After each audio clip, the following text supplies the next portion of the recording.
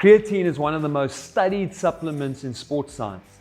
Used correctly, it can help you recover faster, reduce fatigue, and even keep you stronger as you age. But most runners over 50 use it like they're guessing the recipe for banana bread. Let's fix that. Here are 5 huge creatine mistakes runners over 50 make, and exactly how to get it right. The first is the classic mistake.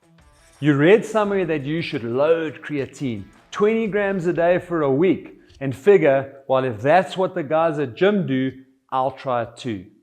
Then suddenly your stomach feels like you swallowed a brick, your legs feel heavy, and your running shoes might as well be cinder blocks. Here's what's really going on. Your muscles can only store a limited amount of creatine. Think of them like a sponge. Once it's full, it can't hold anymore. So when you overload, all that excess creatine pulls in extra water and heads straight for your digestive system. That's why people get cramps and bloating.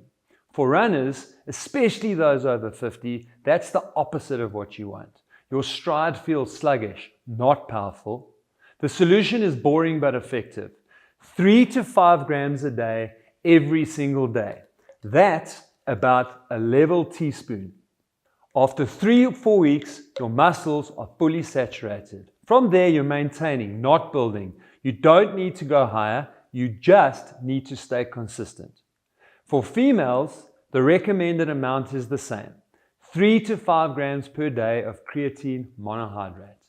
There's no need to load, and women's muscles reach full saturation just like men's. It might just take a little longer, closer to 4 to 5 weeks rather than 3 to 4 because of lower total muscle mass.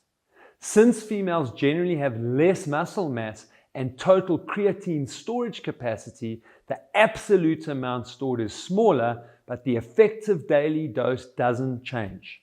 3 to 5 grams keeps the stores topped up. And if you do that, you'll start to notice subtle changes, not overnight speed, but smoother recovery, stronger hill efforts, and less soreness after back-to-back sessions. If you're a runner over 50 who wants to stay fast and strong, I've put together a free masterclass. Scan the QR code on screen or click the link below this video. Right, on to the next mistake.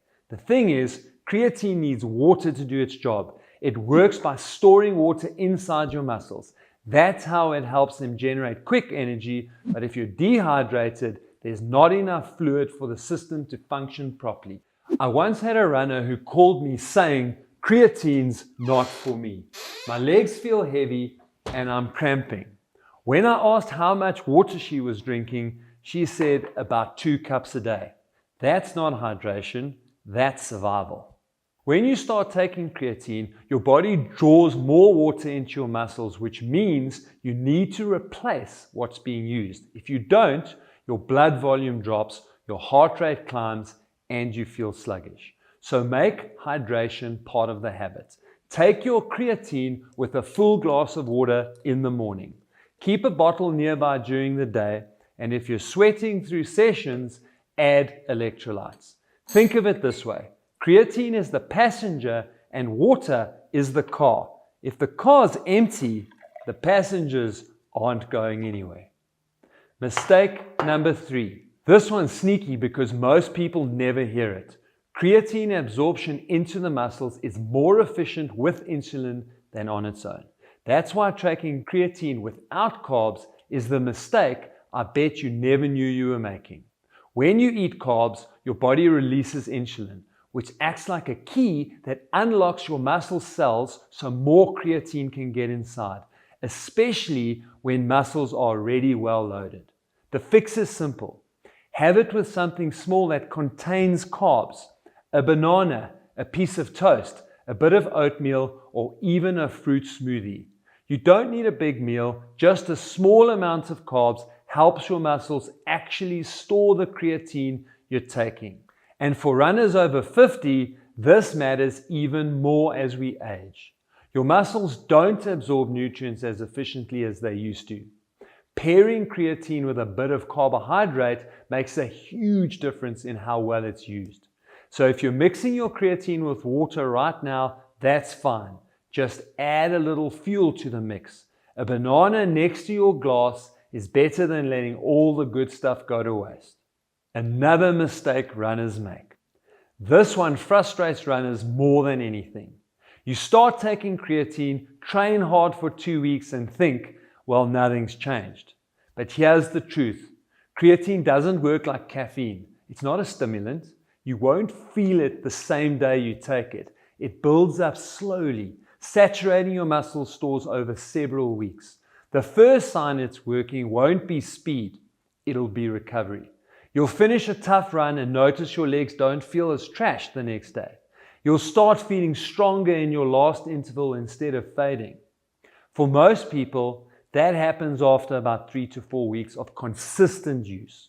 For women, research shows it can take closer to 4 or 5 weeks before the benefits really show up. That's why you can't judge it too soon. You wouldn't quit a marathon training block after 2 weeks because you haven't set a personal best yet, right? This is the same idea. It's a cumulative effect. Give it time, stay consistent, and the payoff comes in endurance, strength, and recovery. Moving on to another big mistake. This is the one that kills progress faster than anything else. You take creatine for a few days, skip the weekend, forget about it, then double up on Monday, hoping to make up for it. But it doesn't work like that. The biggest mistake you can make when taking creatine is being inconsistent.